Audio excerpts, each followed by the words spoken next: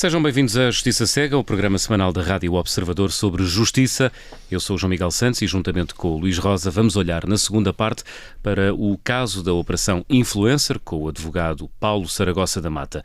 Mas primeiro, e a propósito do início da campanha eleitoral para as eleições europeias do próximo dia 9 de junho, vamos ouvir o advogado e professor universitário Pedro Lomba sobre as novas regras europeias que pretendem tornar a propaganda política online mais transparente. Bem-vindo, Pedro Lomba. O novo regulamento sobre a transparência e o direcionamento da propaganda política online e offline foi aprovado em fevereiro e foi publicado no mês seguinte, em março, no dia 20, no Jornal Oficial da União Europeia. Estas novas regras têm aprovado o regulamento dos serviços digitais, que também entrou plenamente em vigor em fevereiro. Quais são os principais objetivos do regulamento e já agora aplicam-se já às eleições europeias? Sim. Boa tarde, em primeiro lugar. Como disse, este regulamento sobre transparência e direcionamento da propaganda política complementa o regulamento dos serviços digitais.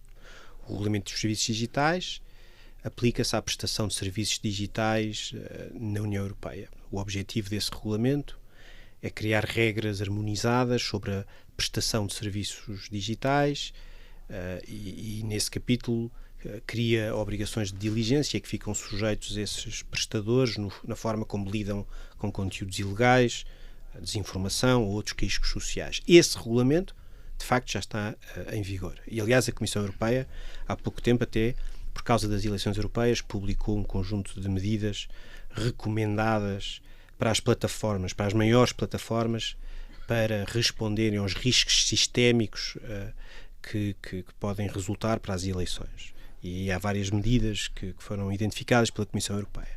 Já o regulamento sobre... e já agora, antes de entrar no regulamento, um aspecto importante. No âmbito dessas ditas orientações da Comissão Europeia, já está previsto que as regras sobre transparência de anúncios políticos se apliquem desde já nas eleições europeias. Isso é um ponto importante. Agora, o regulamento sobre transparência e sobre direcionamento da propaganda política, esse regulamento entrará em vigor mais tarde, em 2025, mas o regulamento já prevê, relativamente a algumas regras, que essas regras entrem desde já em vigor. Por exemplo, as regras sobre definições, essas são relevantes, mas também regras que...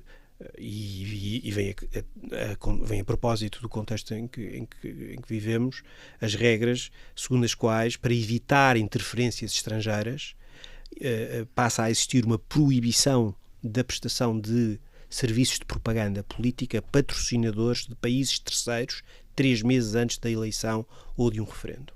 Essas regras aplicam-se desde já. Isto é claramente para evitar... Entidades russas, por exemplo, não podem agora aparecer como patrocinadores destes anúncios. É isso. Esse é o objetivo de essas regras entrarem em vigor. As outras vamos ter que esperar até ao próximo... Então deixa-me lhe perguntar, por exemplo, os conteúdos, se eu bem percebi, este regulamento impõe, por exemplo, a obrigação de que estes anúncios políticos sejam catalogados enquanto tal, ou seja, tem que ter um rótulo mesmo de ser um anúncio político. Isso, por exemplo, entra já em vigor para as eleições europeias?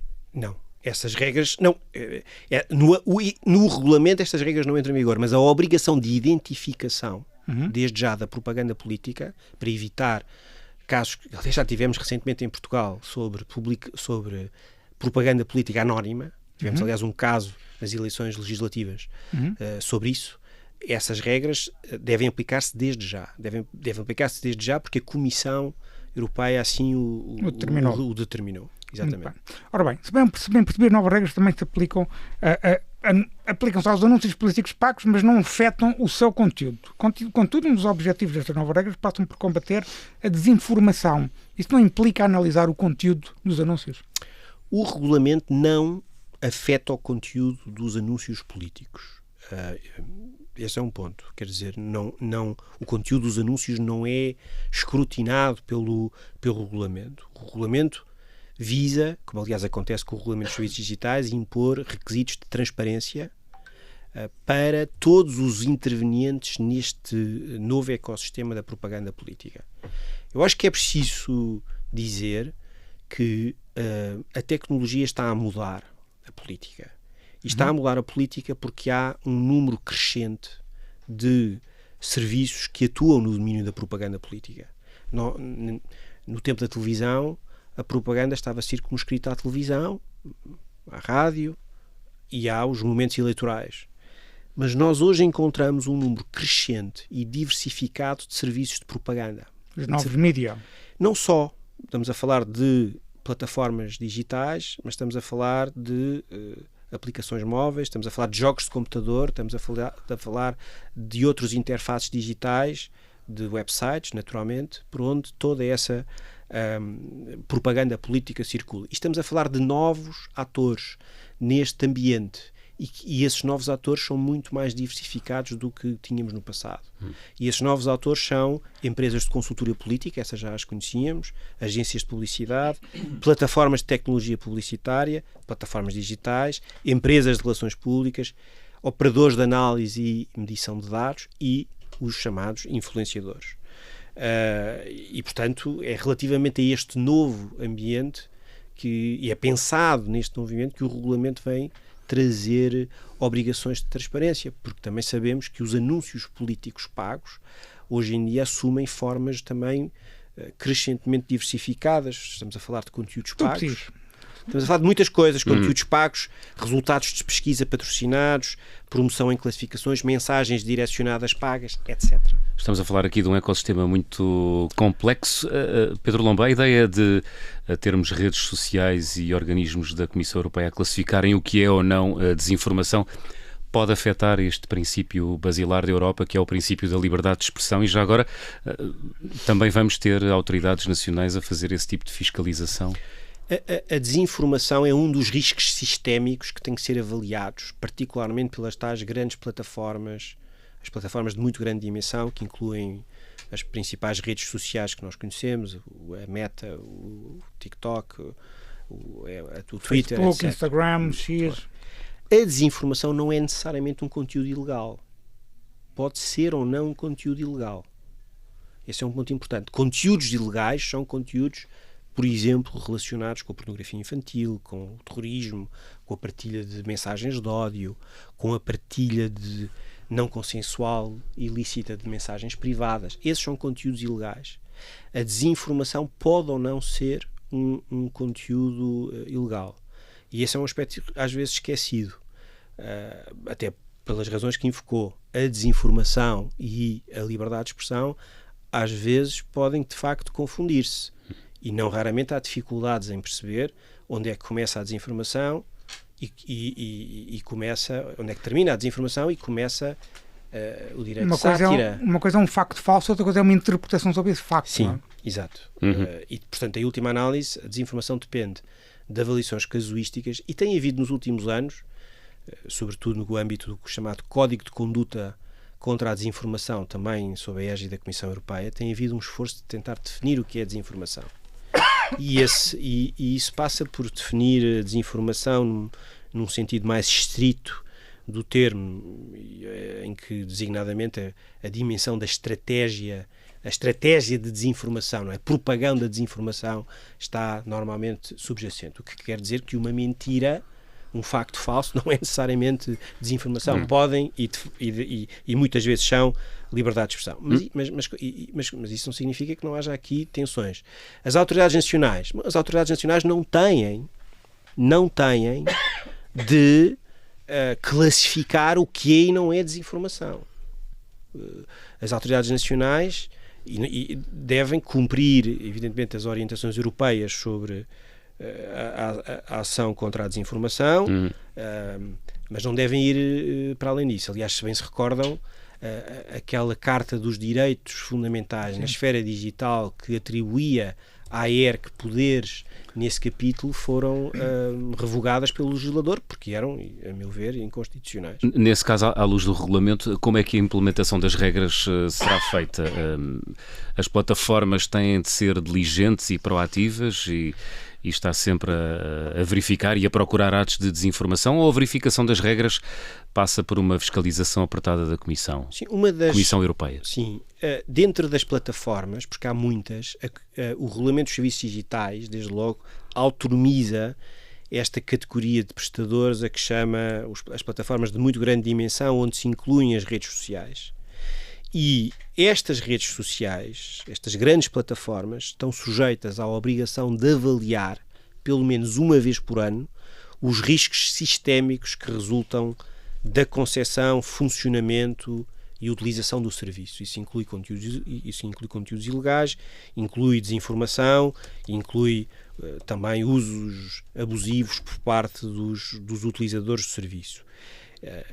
Nessa avaliação de riscos sistémicos, essas grandes plataformas devem ter em conta, segundo o Regulamento dos Serviços Digitais, os seus algoritmos, os seus sistemas de recomendação de conteúdos, os termos e condições que aplicam à sua utilização, as práticas em matéria de proteção de dados, e depois um tema muito importante que é também a forma como selecionam e direcionam anúncios. Portanto, tudo isto tem que ser tido em consideração nestas avaliações sistémicas. Portanto, para responder à sua pergunta, há aqui uma combinação entre obrigações de diligência, mas obrigações específicas impostas às grandes plataformas, e combinadas com o poder da Comissão Europeia de avaliar esses relatórios e esses riscos sistémicos, e se for o caso disso, até recomendar novas medidas.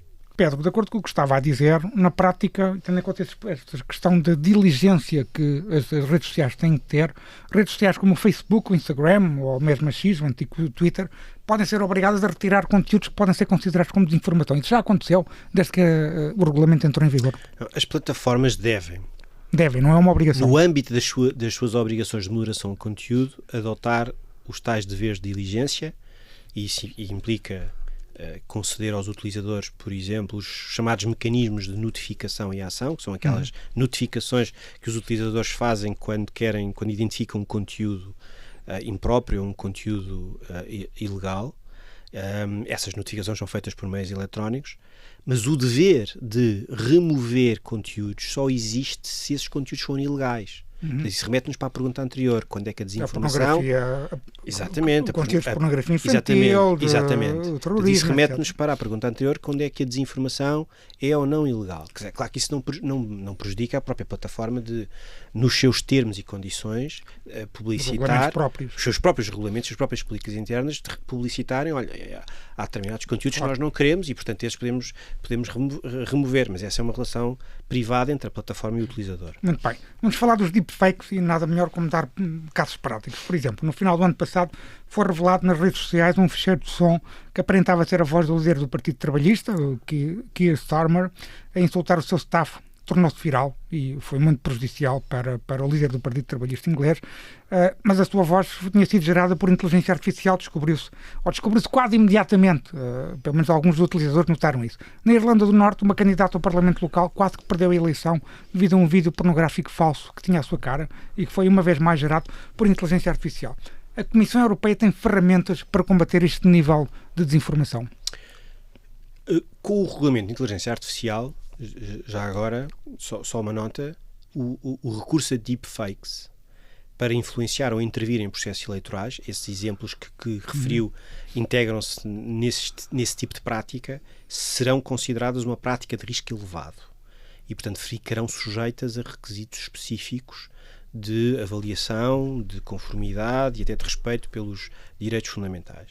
Atualmente, no âmbito do DSA, as plataformas já podem, durante um período razoável e depois de terem emitido um aviso prévio, suspender a prestação dos seus serviços a destinatários que forneçam conteúdos manifestamente ilegais. Na medida em que essas deepfakes constituam conteúdos manifestamente ilegais e normalmente vêm de determinados utilizadores, esses utilizadores podem ser suspensos durante um período razoável.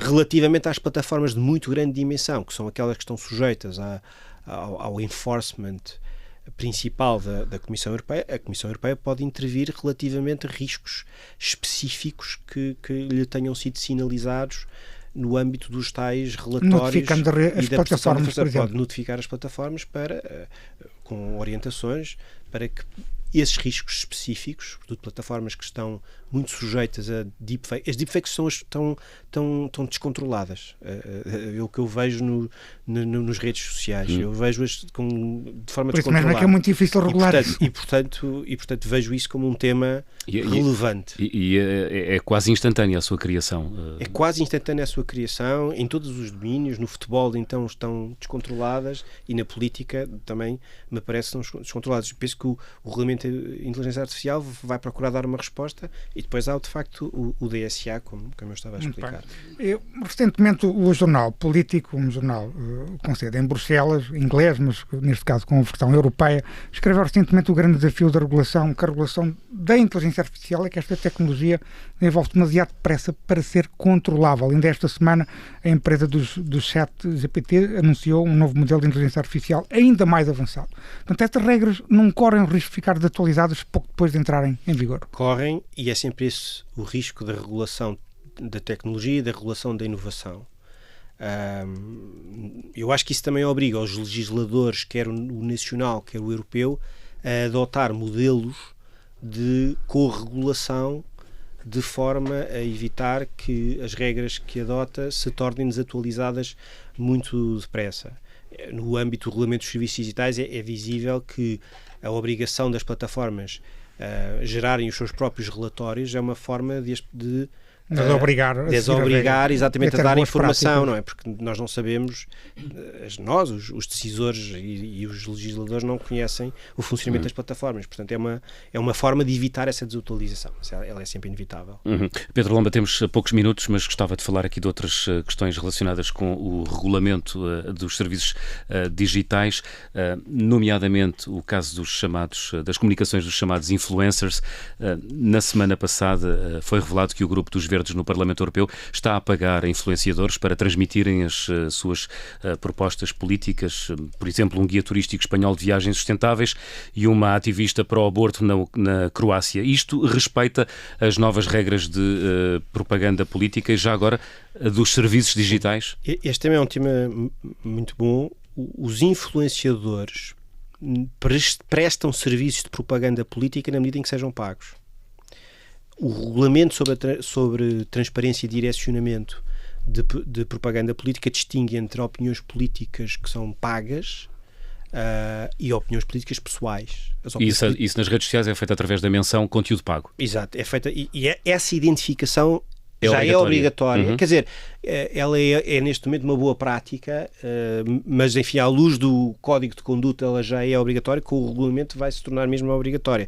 Aliás, este guia turístico não aparece isso, aparece conteúdo pago, por exemplo. Sempre que os influenciadores políticos sejam pagos por patrocinadores, essa intervenção tem que ser sinalizada, tem que ser identificada e tem que ser cumpridas as regras de transparência, o tal aviso de transparência com todas as indicações que o regulamento exige. Portanto, sobre isso, enfim, há aqui claramente... É preciso ver que hoje há muitos influencers que se tornaram políticos e há políticos que usam influencers. Quer dizer, há aqui um estádio da política que se está a tornar completamente comercial. Aliás, ao ponto de quase nos fazer pensar que voltou a ser necessário ter imenso dinheiro para fazer política, como se voltássemos ao século XIX, do sufrágio censitário. As pessoas que só as pessoas com dinheiro é que podiam...